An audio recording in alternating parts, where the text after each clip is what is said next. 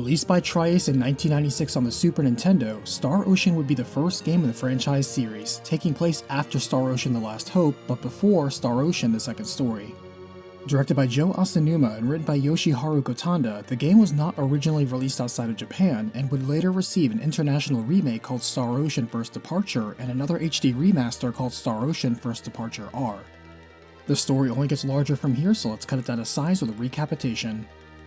As the game begins, it's the year 346 SD as a Pan-Galactic Federation ship approaches the planet Issei only for it to detect a massive beam of energy headed directly for Issei. The planet is annihilated in an instant as the ship warps away in time, as this threat is among the many humanity faces as it voyages across space. Elsewhere, another Federation ship, the Calnus, orbits the unsuspecting planet Roke, as in the small town of Kratos, 3 young members of the feline Fellpool race prepare for their daily patrol. Roddick, sometimes called Radix, alongside his childhood friends Dorn and Millie, rout a bandit gang to break up the uneventful day, but a restless Roddick finds himself yearning for adventure. As if tempting fate, they would receive a letter from the neighboring village of Kuhl, requesting help as they suffer severe fevers from a mysterious outbreak. Millie thinks the herbs that grow on the peak of Mount Metorx should help, but her father, the village healer, says that area is too dangerous and he will go and handle the health crisis himself. However, 2 days pass and Millie's father sends word via carrier pigeon that unfortunately the disease is too strong for his methods, and worse, he's contracted the disease himself. He observed that mere touch is enough to spread the disease, as after 1 hour of incubation the infected will turn into stone in about 3 days, concluding they quarantine Kuhl and give up hope. Distraught, Millie rushes off to Mount Metorx for the healing herbs, though as Dorn catches up to her first, he urgently tries to share his feelings for her but collapses as it turns out he caught the disease too. He tries to hide his pain, but is forced to admit he caught it when handling the carrier pigeon carrying the message from Kuhl earlier. The trio make their way to the mountain peak and find the flowers they need, but just then a pillar of light appears before them as 2 human Federation officers step out, surprised to encounter life forms here.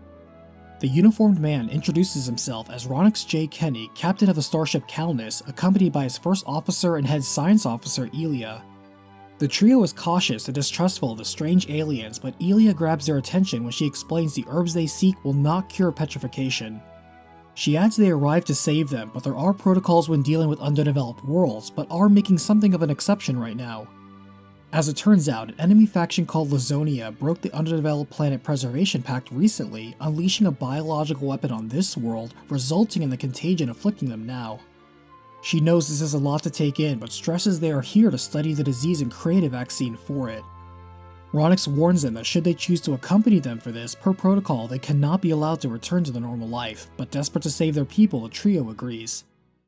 Beamed up to the Calnus, the group is amazed at technology far beyond their understanding as they are taken to sickbay and Dorn is examined. A stowaway parasite worm latched onto them earlier attacks them, but when struck down, Elia exclaims she literally cannot see the carcass of the monster anymore once their Rokian blood touched it, finding it fascinating. Checking back with Dorn, the doctor declares that the pathogen is unfortunately beyond Earth medical science as well, as it somehow is mutating at an unbelievable speed, making a vaccine useless. However, as it is a virus, they can alternatively track down the original carrier and use the host's blood to create an immunity serum.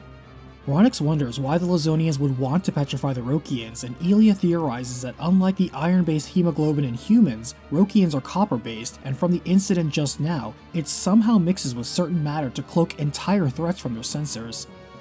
If harvesting Rokians allows the Lazonians to build a new bioweapon, then they suspect the petrified victims must be removed first, as a new scan shows over 200,000 bodies have been removed without detection. Hearing enough, Ronix orders them back to Earth to pursue official diplomatic channels to obtain the original host, not that he expects it to succeed. Just then, Dorn's health turns critical as he requests to die in his own bed, and as he is accommodated, Dorn gives Millie his sister's precious music box but petrifies before he can finish his last words to her. Determined to save their friend, Roddick and Millie return to the Calnus, looking out in awe at the ocean of stars, but spot an enemy craft approaching them when the Calnus' sensors are unable to do so. Elia thinks this is once again the invisible matter at work as it identifies itself as Lazonian, but delivers the message that they wish to sign a truce. Lazonia claims it is not a willing participant in the war against Earth, as a highly advanced third party held them at gunpoint.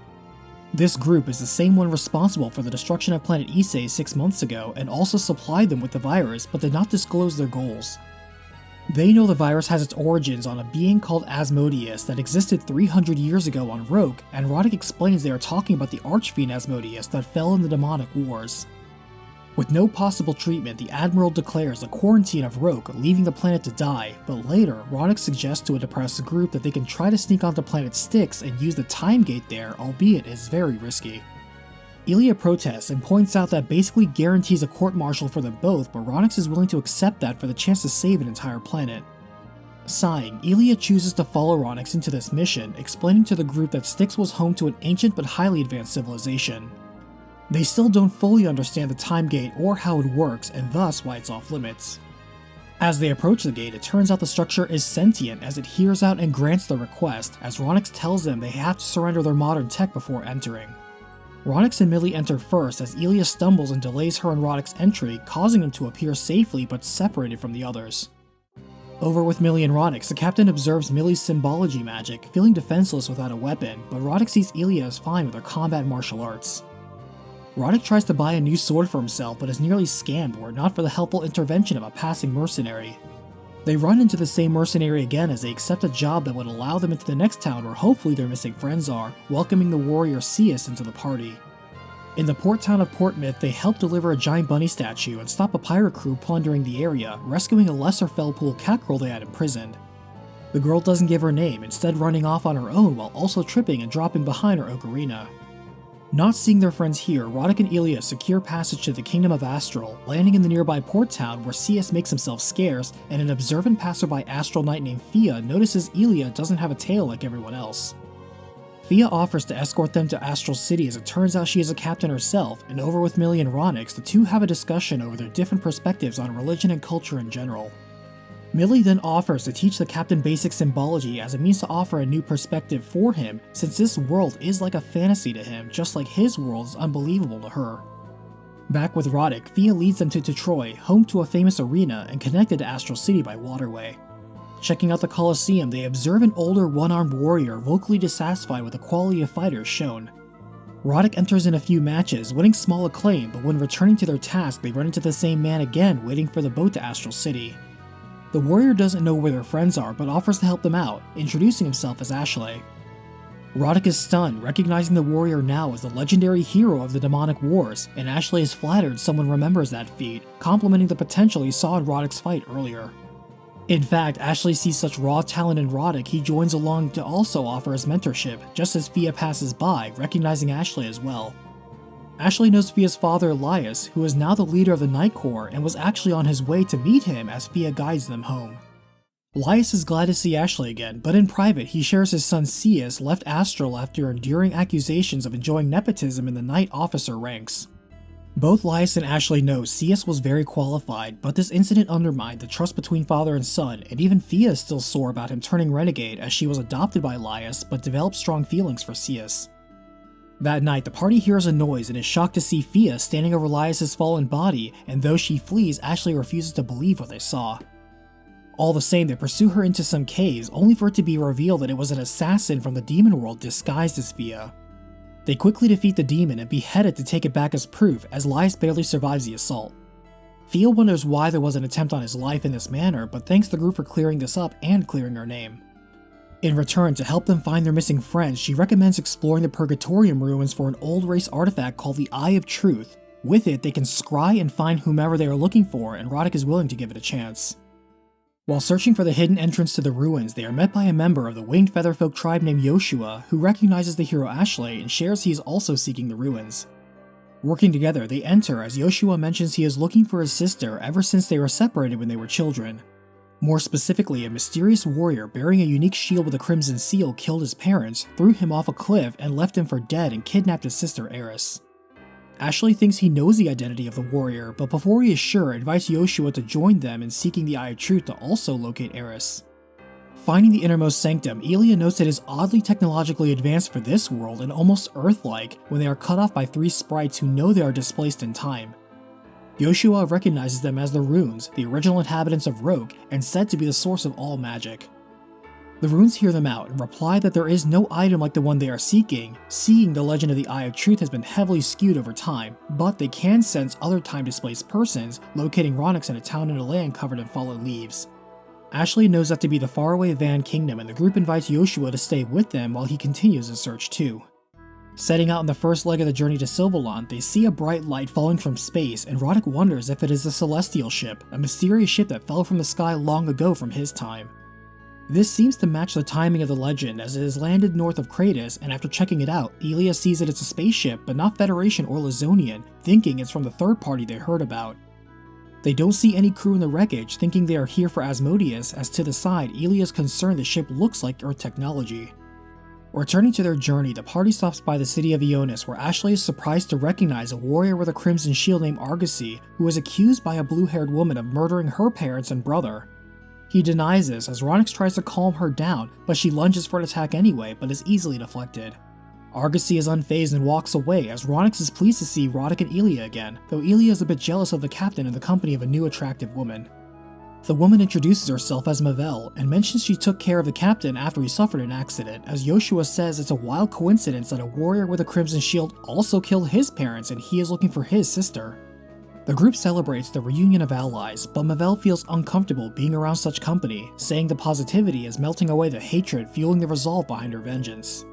Ashley pauses her from pursuing Argosy, strongly suggesting she not pursue him as he is not the man she is thinking of. He elaborates with a story of how they fought together during the Demon Wars, and one day Argosy got a secret mission from the King of Sylvalant himself to find one of the hidden treasures of the old race called the Mirror of Incarnation. The relic has the power to replicate anything reflected off its surface and intended to be used for mass production of weapons to end the war. However, when they found the mirror, they found it made corrupted versions of what it reflected, so when Argosy found it, it reflected and twisted his mind, turning him berserk against his men. In fact, he lost his arm this way because he was caught off guard by the attack, but all the same, he encourages Mavel to travel with them, and she accepts. To the side, Yoshua notices Mavel is definitely hiding something and reveals she does not have the breath of life in her. While she is not an undead, and not quite a spirit, he warns that they should keep an eye on her. However, Roddick wonders where Millie is, and Ronix explains they were ambushed by monsters and got separated. The captain was gravely injured and lost consciousness before being saved by Mavel, but is confident she escaped. He adds they were also on their way to Van, as the king there is assembling a group to challenge the Archfiend. With Ashley's reputation, they gain an audience with the king and pass a qualifying trial, but are told the only way into the demon world from this world is through a means found by the old race, also called the Mua. Said to be created by the will of gods, the Mua created an artifact that opened a gate into the demon world called the Eye of Truth. Each of the 4 royal families has a piece of the location of where the relic is, as the king charges them with the task of finding the rest, handing them an emblem as proof to show the other kingdoms. To the side, Elia tells Ronix that as magical as this world is, gods may actually be a real thing, although, in primitive cultures, they tended to create theologies to explain large concepts they didn't understand. She's still skeptical, pointing out even symbology may have a scientific explanation, but Ronix points out it might go both ways too, as there are things that science cannot explain, but perhaps symbology can, such as the unknown uncurable disease that claimed his late wife. Elia tries to help him move past this, reminding him this mission is to save the citizens of Rogue from an unknown Lizonian disease, but the captain still has a lot to think about. The next day, the group sets off for the other kingdoms, returning to Astral City and running into Fia again on their way to the king. They ask her to join them, as the king recognizes Van's emblem, understanding and sharing the passphrases they know, and allows Fia to accompany them for this important mission along with their own emblem. Now heading north in the direction of snowy Sylvalant, as soon as they arrive, a paper airplane lands before Roddick with a message that spurs him to run off on his own. As it turns out, this is one of many letters written by Millie, who is overjoyed to finally see him again, reuniting with the group and catching up on the mission so far. To the side, Fia and Cius catch up as well, though Fia struggles to sort out her feelings in front of him and Cius remains aloof. All together again, they visit the king, who reveals to them the location of the Demon World entrance on a small island to the southwest, which can be opened with the Eye of Truth. Another emblem secure, the group returns to Portmouth to visit the king of Mua, but are told the castle's treasury is under siege by a horde of strong monsters. Helping, the group finds the attack is led by a succubus demon, and after destroying her, wonder what precisely she was looking for here. Still, the king is grateful and shares with them the history of the Eye of Truth, which is more of a Muin legend. A long time ago, when the world's races were still in their infancy, the Eye was obtained in order to find the door back to paradise. The Eye failed to do so, instead finding a door of blasphemy from which darkness and demons swarmed out and enveloped the world. They shut the door, but the damage was done and the world was left in ruin. As a result, the Eye now sleeps within the Temple of Purity, guarded by 3 goddesses. Ilya notes the phrasing of "back to paradise," but the king isn't sure of what is meant by that, but is sure the eye is the eye of truth and the darkness is Asmodeus. Roddick wonders if the Purgatorium is in fact the Temple of Purity and the runes were really the goddesses, but for now they have secured all 4 emblems. On the way back to Van City, they pass through a forest where they encounter a spirited young girl named Welch who somehow was already expecting them, forcing herself into the party to lend aid with her various inventions. Passing by Kratos in the past, Millie spots a playful cat and Roddick somehow feels the name Perichi suits it. He takes out the ocarina to play a tune for it as the cat transforms back into the cat girl Roddick once freed, and the group chooses to accept the Stray as a new friend. Passing by to Troy Arena, Roddick trains some more as this gains the attention of a member of the crowd, Tanique, who challenges him to a duel. However, he is more than meets the eye, transforming into a rare and powerful lycanthrope as Roddick bests the powerful werewolf with corrective lenses. Afterwards, Tanique begs to join the group, convinced he can grow his martial arts mastery with them, and they accept the eager fighter. The group then discovers some old race ruins, surprised to find a member of the old race preserved perfectly in the crystal within, noting they look just like humans. He doesn't seem alive, but they then notice more people encased in crystal, and Yoshua is shocked to see his sister Eris among them. Upset and outraged to see her end, he is determined to break her out, but Mavel blocks him, telling her he needs to leave the body alone, because she is actually Eris. Yoshua pauses in confusion as she explains that when the Crimson Shield took her away, he had a symbologist brainwash her and train her to become an assassin. For years, she worked as their agent, the notorious Deathwing, until one day she failed against a strong mark and they left her for dead. On the edge of death, her repressed memories returned, and with this she swore to survive and resolve the guilt of her bloody life with revenge on the Crimson Shield. The very symbologist she was sent to kill decided to save her life after sparing her, but she knew she was already compromised, and they suggested she find an old race relic that could allow her to swap bodies. It was here she found the relic and swapped bodies with an old race member here, and her original body is the trap one they see now. However, she then learned the Crimson Shield was another victim, losing his sanity to the Mirror of Incarnation, and Ashley confirms this. Turning to her brother, she says she will stop running and return to her original body in order to pay for her crimes as Deathwing, taking out the relic she used before. Yoshua accepts this, and once Mavel returns to being Eris, he is relieved to finally have his sister back to him, promising to help carry her burden.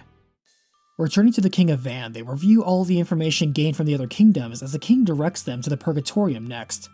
The group is confused as they have already been there and didn't find the Eye of Truth before, but return anyway, showing the runes the emblems they have gained for their mission.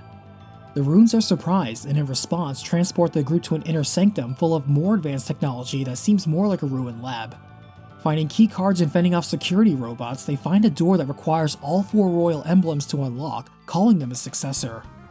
Beyond is a room with a giant statue of a woman and a holograph of a map that seems to display Earth, but with an extra continent in the Pacific Ocean.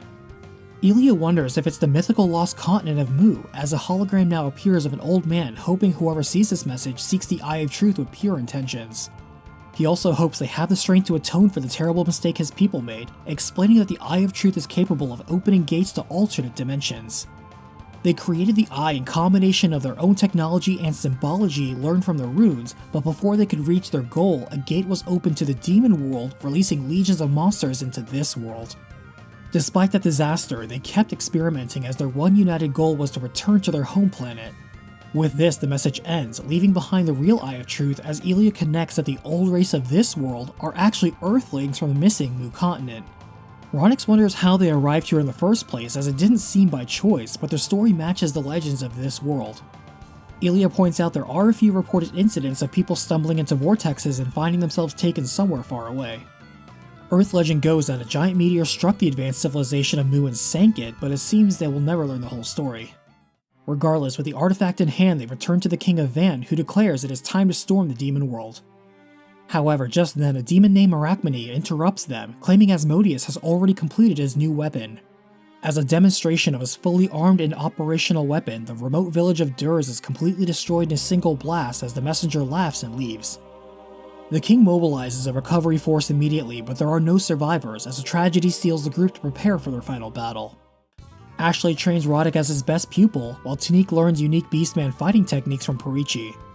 Meanwhile, Millie helps Ilya in her pursuit of Ronix while the rest of the group cheers them on. Final preparations complete, the group approaches the gate to the demon world, entering the vortex and are immediately met and attacked by the Crimson Shield. The group triumphs over the infamous warrior as Argosy's mind returns to him and he thanks them for destroying that persona.